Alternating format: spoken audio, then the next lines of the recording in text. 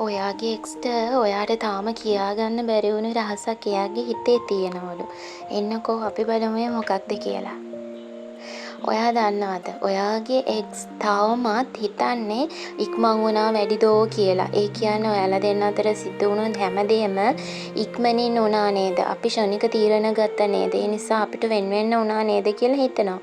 ඒ වගේම එයා මේ වෙලාවේ හිතනවා ආපහු අපිට එකතු වෙලා අපේ ජීවිතේ ඉස්සරහට අරගෙන යන්න පුළුවන්නේ.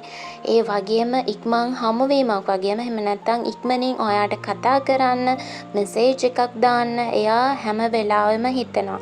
ගොඩක්ම එයා සෆර් කරන්නේ අපි ඉක්මන් වුණා වැඩි, අපේ වචන ඉක්මන් වුණා වැඩි, අපි ගත්ත තීරණ ඉක්මන් වුණා වැඩි.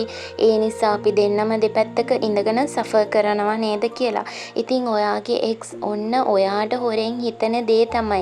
එයාගේ හිතේ තියෙන රහස තමයි මේ වෙලාවේ ආයෙමත් ඔය දෙන්නා එකතු වෙනවා නම් හොඳයි කියන දේ තමයි එයාගේ හිතේ තියෙන එකම එනර්ජි එක මේ වෙලාවේදී.